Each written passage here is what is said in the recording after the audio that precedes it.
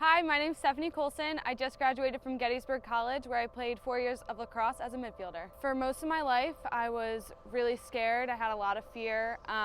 I spent a lot of my life comparing myself to other people. I have a lot of siblings, 3 sisters and a brother, and so growing up, I just always looked to compare myself to them. I was really fortunate to grow up in a family that had a huge faith. My parents took me to church every Sunday. They taught me a lot about God and a lot about just growing my faith and what it meant to have faith with Him. But I never really understood that until I got to college. So when I got to college freshman year, I did all of the normal college stuff. I went out a lot. I didn't really speak about my faith at all. I just kind of went along with the crowd and just followed everyone around me, thinking that would give me a lot of joy and a sense of purpose, that I would be better than other people, that I would have more fun, that I would look good, but that's not at all how it worked out. Actually, I did not feel fulfilled at all. Looking back, it was probably the point in my life where I was comparing myself the most and faking happiness, faking like a lot of joy. I was playing lacrosse and loving it, but my team, even throughout high school and college, my team was more of a point where I was trying to fit in, not using it as a place to stand out. And so I played lacrosse with fear, with a lot of hesitation. I went out onto the field kind of thinking like, maybe today I'll play well and maybe get on the field, instead of just letting myself play and not playing with any sort of fear. So sophomore year, I started off the year the same way, just kind of going through the motions, playing with a lot of fear, comparing myself to everyone around me, kind of getting curious with my faith because I knew something was missing. I just didn't know what. I knew that faith was important, having a religion was important, but I wasn't really sure how to implement that into my life. And so I was asking a lot of questions, but half in, half out, like didn't really know how to go about doing that. So sophomore year, second semester, I went on a missions trip to Nicaragua where I was supposed to be helping people. It was a medical missions trip, so I was providing medical assistance to people in Nicaragua. And as I'm going on this trip, same thing, I was like, I'm such a great person, like I'm helping all of these people, I'm getting stuff done for my major, like yes, I'm playing lacrosse, but I can also do this faith-based thing. Like my parents grew me up in a church. They were like, yeah, you should do all these good works for people. So I was like, okay, I'm gonna do it. So I went on this trip thinking I'm a great person. I'm like growing in my faith at this point, starting to have a relationship, but nothing like super strong. And I just still felt like something was missing. I had prayed for a really long time to get this feeling that God was in my life, and just like a feeling of understanding, and just have Him come into my heart and just like completely take over my life.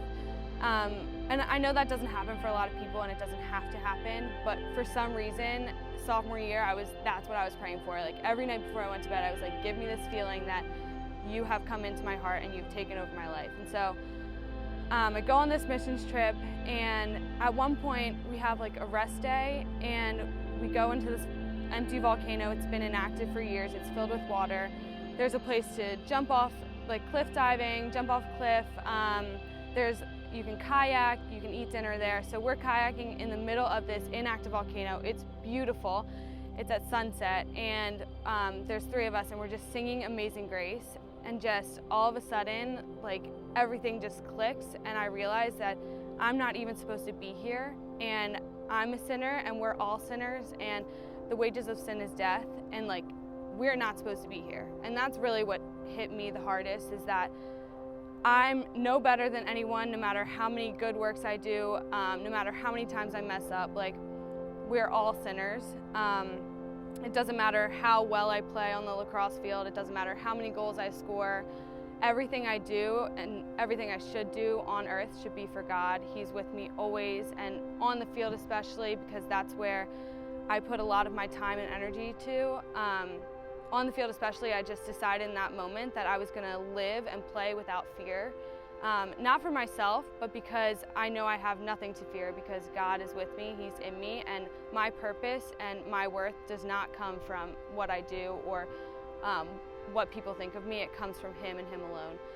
My season was going so well, and it wasn't because of me, it was because of I didn't have any fear anymore because I knew God had it all under control. But that's not to say that once you decide to give your life up to Christ and once you decide to live for Him, it's all easy, it's a straight path.